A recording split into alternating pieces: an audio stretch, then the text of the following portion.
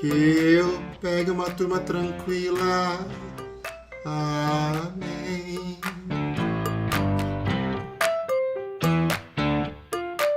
Outubro de 2017, eu lembro, que me marcou muito, que é o mês do professor, né, dia 15, dia do professor, e eu resolvi fazer um vídeo contando como era engraçado também algumas situações em sala de aula. E toda sala tem aquele que é o infernal, que é o Lúcifer da sala, que ele mora onde? Ele caiu do céu e caiu direto na sua sala, que ele é o diabo mesmo. O dia que ela falta, o professor da graça de Deus fala, Senhor, tu existe, pai.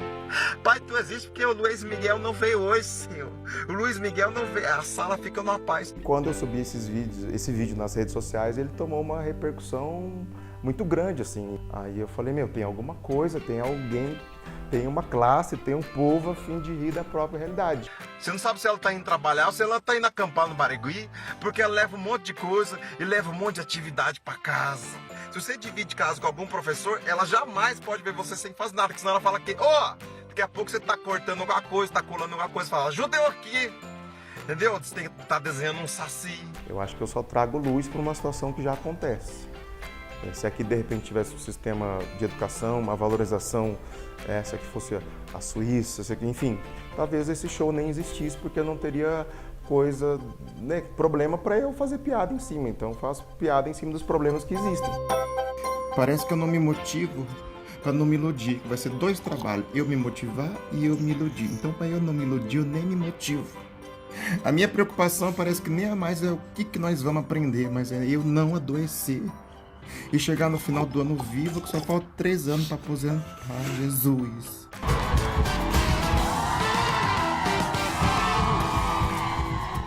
O que mais eles encontram no meu show, por ser um stand-up, é a identificação. Então eles veem no meu show situações que eles realmente vivem. Aí a gente ganha pouco, mas se diverte. Nossa, a gente ganha pouco, mas se diverte. Arruma essa sala! Arruma essa sala! Arruma! Que isso? Que não cai na minha sala nem o Enzo, nem o Cauê, nem o Isaac, nem o Maquete ali com Y. Amém.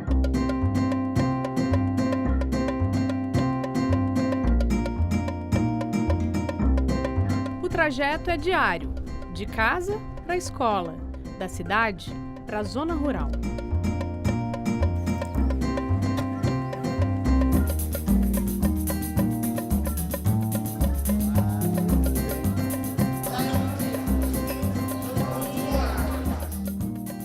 Sou professora da Escola Clássica Café Sem Troco, escola rural.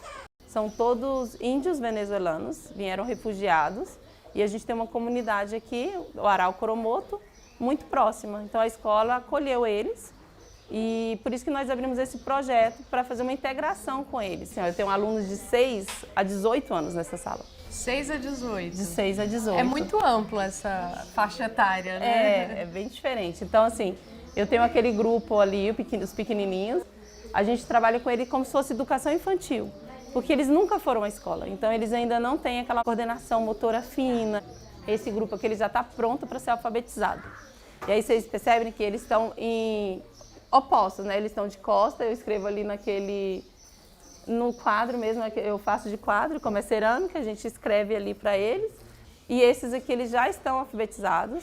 Eles estão se preparando para a enseja. 5 alunos vão fazer a enseja esse ano. La melhor turma que hay? Então eu dou aula para eles em espanhol, mas a gente está alfabetizando em português. O objetivo aqui é que eles saiam alfabetizados em português para o futuro deles aqui, para o mercado de trabalho. Mostra pra gente quem é a menor criança aqui. A menor é o Jesus. Ele tem 6 anos. 6 anos. E eu tenho a Roxana, que ela fez 18. A Roxana fez 18, um senta do lado do outro aqui. A então. Roxana, a regional a gente está aguardando uma intérprete em Libras. Porque a Roxana ela não escuta.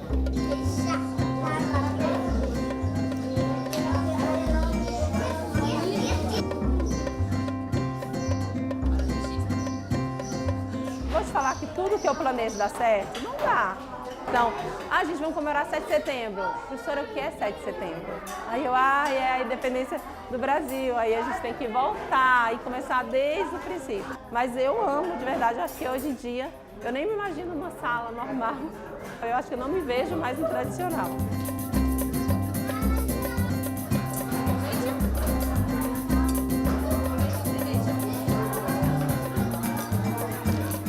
O pai pergunta, professora, meu filho está doente, eu falo, traz para cá. Aí, porque aqui eu levo para o postinho de saúde, que aqui do lado tem um postinho de saúde. Aí manda o menino doente, aí eu levo no postinho de saúde, aí pega os remédios que tem que pegar, porque são comunidades carentes. Ninguém na comunidade tem carro. A escola acaba sendo, muitas das vezes, esse lugar também, né, de guarda, de segurança das crianças e tal, dos jovens, para, de fato, que as famílias possam se dedicar a outras coisas. Então, por isso o seu valor, daí a sua importância.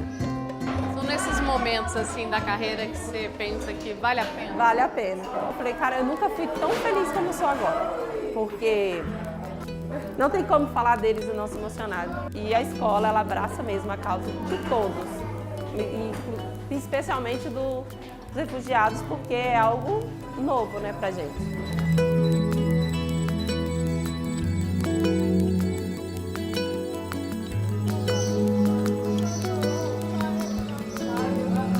A escola, para a zona rural, ela é a única porta do governo que eles têm. Então, por exemplo, quando vai vacinar cachorro, onde eles vacinam? Aqui na escola. O CRAS, uma vez por mês, ele vem aqui atender a comunidade. Então, nós temos a comunidade dentro da escola.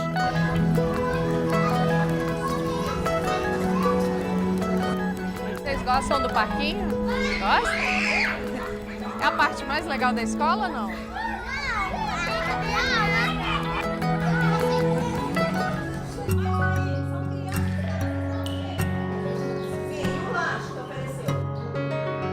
Professora há mais de 30 anos, Tânia viu a escola mudar, melhorar. Ao mesmo tempo, se preocupa com as novas gerações que chegam numa profissão que o país não aprendeu a valorizar. É uma profissão realmente desvalorizada, que muitas das vezes a gente oferece uma educação com recursos próprios para que a gente ofereça uma educação de qualidade para essas crianças que merecem. Quem aqui quer ser professor ou professora? Por que você quer ser professora? Quero que meus alunos aprendam mais. É para ensinar mais as pessoas, aí quanto mais elas têm mais educação, mais inteligência, aí melhor, né? Você quer ser professor, Isaac? Quero. Por quê? Para ajudar minha família. O que você aprendeu, você espalha pelos outros para ensinar.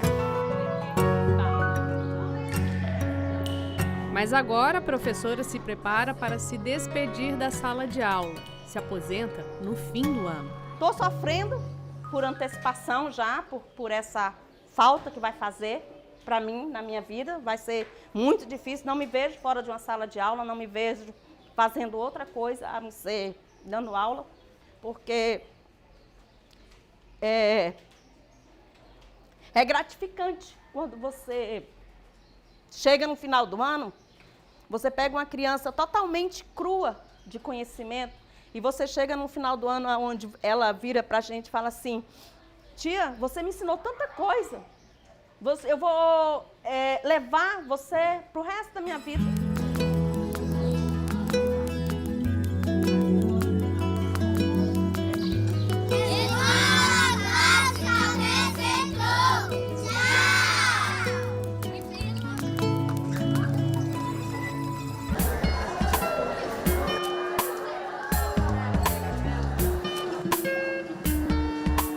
A gente sabe hoje que tem professores, especialmente professores dos finais dos anos finais do ensino fundamental e do ensino médio, que são responsáveis por mais de 200, 300 alunos, cada um deles individualmente, que trabalham em mais de 2, 3 escolas, né, que têm jornadas de trabalho extenuantes, às vezes acima de 40 horas. Então, são desse conjunto de condições que a gente está falando e que são necessárias para que o professor possa ser um melhor professor. Segundas e quartas-feiras eu tenho coordenação coletiva, então eu estou lá na escola atuando e em casa, geralmente na terça e quinta-feira, eu faço as correções de todo o material. Ainda tem a parte de planejamento. Geralmente eu faço isso 1 ou 2 vezes por semana, né? Eu planejo a aula da semana inteira para poder ter todo o material. Faltam horas no seu dia, né? Tá faltando aí pelo menos mais 2 dias da semana para mim poder conseguir fazer tudo. Isso é algo que tem sido gritante, alarmante nos dados e tem aparecido muito questões sobre como os professores estão adoecidos fisicamente, mas como eles estão adoecidos também mentalmente devido ao processo de precarização do trabalho, mas também de intensificação do trabalho docente, né? Dentro das escolas a educação está acontecendo por parte dos professores, mas infelizmente a falta de investimentos na própria escola acaba fazendo com que o trabalho do professor às vezes se dilua e vá para o água abaixo, simplesmente por uma falta de valorização mesmo do que é a escola pública. Como é que o professor cuida da sua saúde mental, como o professor cuida da sua saúde. A gente sabe que os professores adoecem porque usam mal a voz, adoecem porque são expostos a situações de violência diversas e aí então entram em burnout, entram em depressão. Então a gente precisa cuidar de quem cuida.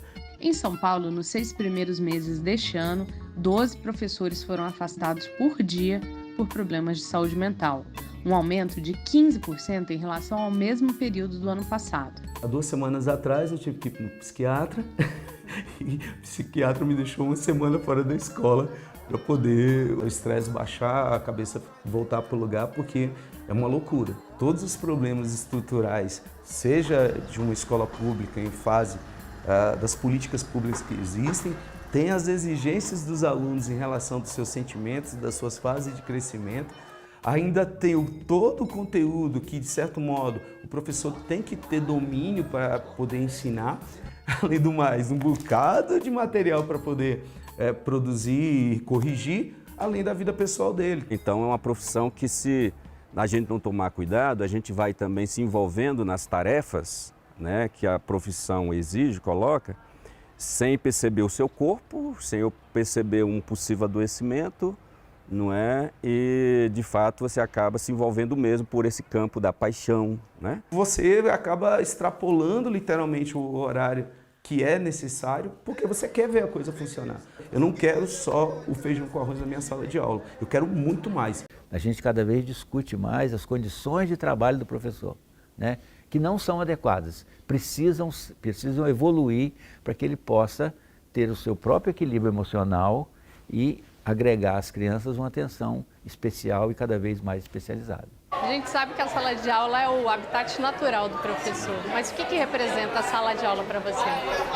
Cara, a segunda casa minha é minha vida, é aquilo que eu decidi como vocação de ser professor, larguei tudo que eu tinha da área profissional para virar professor, porque eu amo estar dentro da sala de aula, eu amo dar aula, eu amo o contato com esses alunos, eles revigoram minhas energias. Quando você consegue juntar essas coisas, né, um professor que explica bem, que tem domínio do conteúdo, mas que também está atento aos afetos dos alunos, eu acho que daí a gente fecha com chave de ouro, porque a gente vive numa sociedade muito doente também de afetos e emocionalmente. Novena.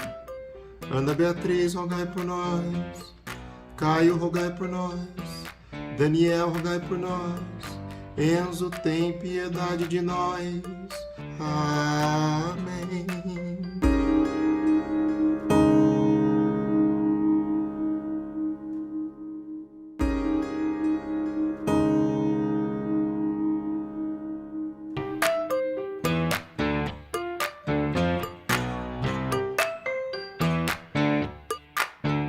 Eu tinha muita vontade de estudar, só que eu não tinha com quem deixar durante a noite, né? Que eu sou mãe solo, então realmente não tinha essa possibilidade de deixar.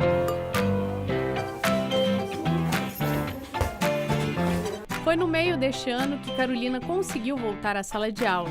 E graças ao projeto IFTeca, uma ludoteca do Instituto Federal de Brasília, na cidade de São Sebastião. Às vezes eu chorava porque a minha vida profissional estava parada, né? Eu sempre me sentia acomodada, mas assim, eu tentei até estudar EAD, mas é muito difícil, né? Eu soube antes, né, de me matricular, que tinha um lugar para poder deixar. Eu falei, não, então vou fazer, já que tem um lugar.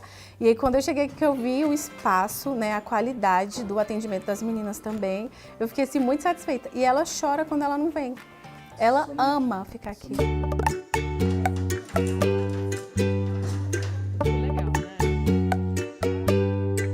A palavra que eu tenho é gratidão, assim, de me sentir acolhida, de poder buscar meus sonhos, né, profissionalmente. E é isso. Eu realmente me sinto, assim, importante, né? A sociedade me viu como mãe, eu não preciso parar a minha vida. E é isso. Maria Júlia está desde o início na ludoteca. Antes de ter esse espaço, a mãe Analice a trazia para a sala de aula mesmo sem ter onde deixá-la. Não podia pagar ninguém, então eu trazia ela, mas não existia ludoteca. Aí eu tinha que trazer um pano, colocar no chão no corredor, trazia alguns lanches, umas bonecas, deixava ela no corredor. E muitas vezes eu tive que deixar de estar participando do curso por conta disso. E aí, quando começou a ludoteca, me ajudou muito nesse ponto de distrair elas para que elas não fossem para a sala ficar me incomodando e assim eu conseguia ficar até o final da aula. Agora eu tenho mais amigos para poder ficar rindo, tem queimada, tem pique-bandeirinha. Nós professoras que somos coordenadoras da ludoteca, nós somos mães. A gente sabe a dificuldade que é conciliar trabalho, estudo e a maternidade. E a gente percebe no nosso campus esse movimento das crianças. Então a gente pensou, por que não abrir o espaço da ludoteca para também ser um espaço de acolhimento dessas crianças? Então surgiu mesmo desse movimento entre a formação que a gente oferece para as nossas estudantes, o espaço que a gente tem dedicado e o campus realmente, toda a gestão, todos os professores abraçou esse projeto, porque ele tem se mostrado extremamente relevante. Tem sido uma experiência muito boa para mim, porque antes eu já trabalhava na área, mas trabalhar na ludoteca do IFB tem sido uma experiência nova. E tem sido muito gratificante, porque é um espaço mesmo da gente colocar em prática tudo que a gente escuta nas aulas e muitos alunos não têm essa oportunidade, né? E Luane se vê nas crianças que hoje cuida. A influência da pedagogia veio da tia, que tomava conta dela. A minha mãe não tinha essa flexibilidade no trabalho de poder levar, né? E já a minha tia podia, né? Só que não tinha um espaço como esse. E aí eu ficava dentro da sala de aula com ela. Ela é professora, só que infelizmente a educação não está sendo tão valorizada no nosso país.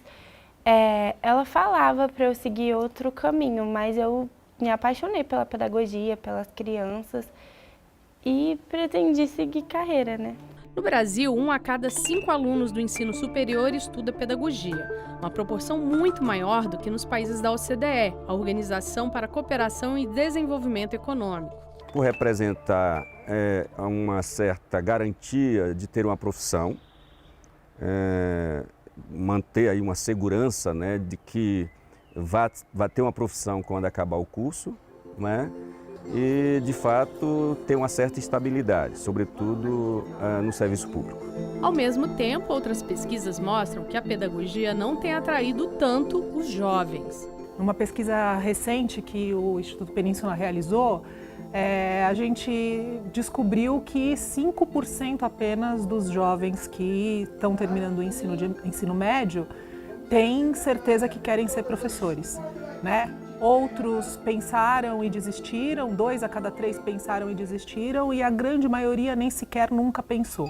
Em 12 anos, a quantidade de professores jovens caiu 42,4%.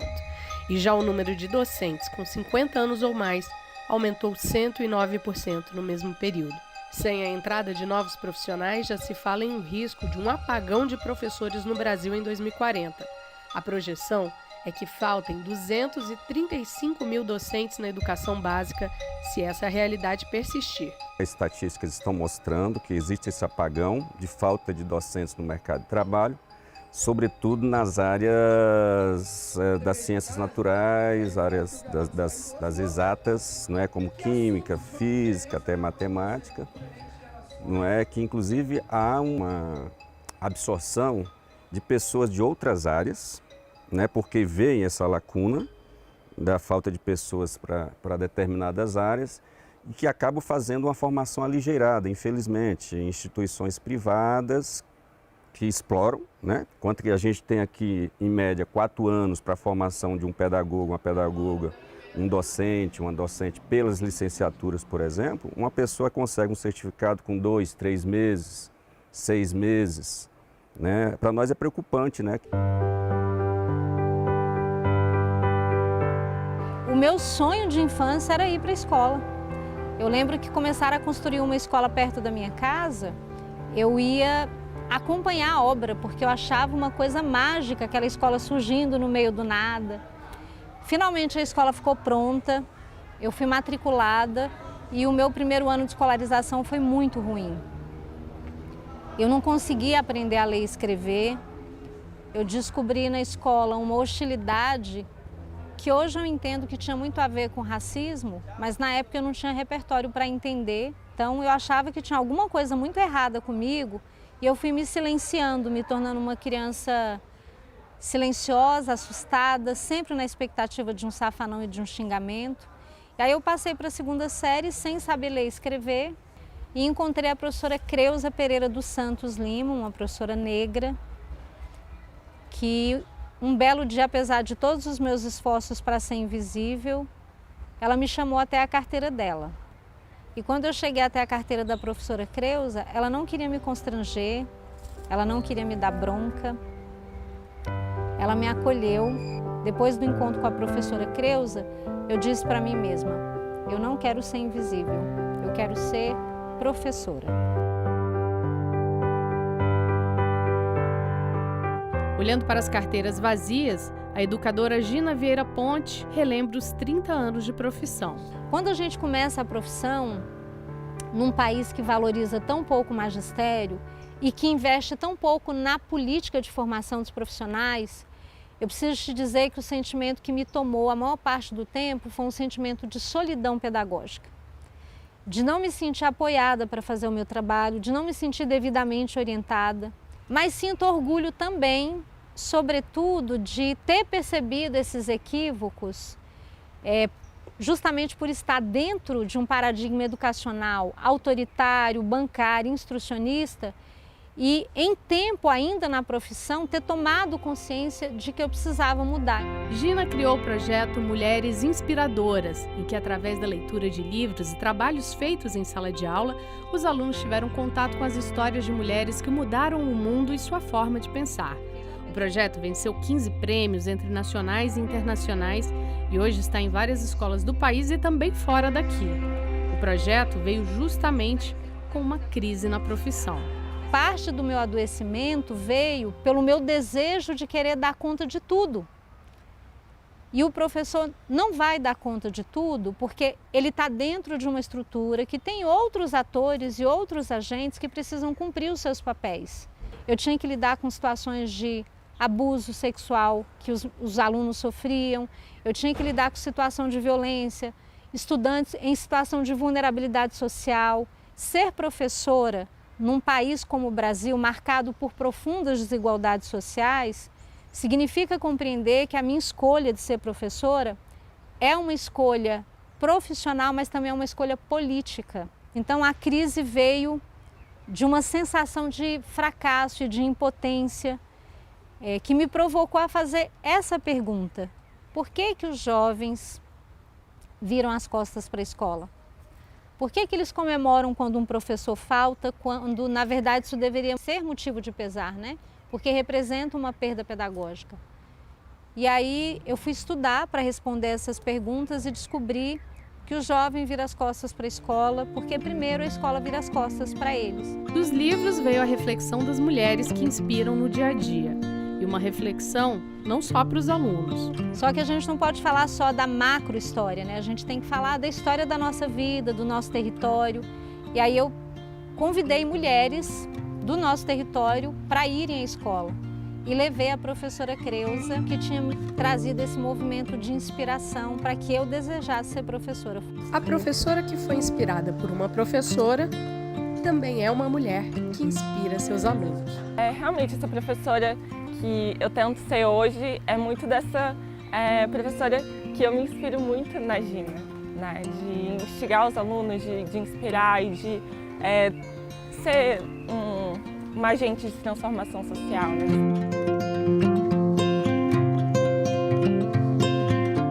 Então eu imaginava muito a Joyce trabalhando com arte visual, tanto que eu a convidei para ilustrar o livro Mulheres Inspiradoras. A capa do livro é de autoria dela, ela tem mais 2 ilustrações internas, mas eu fiquei muito emocionada quando ela confessou que queria ser professora, né?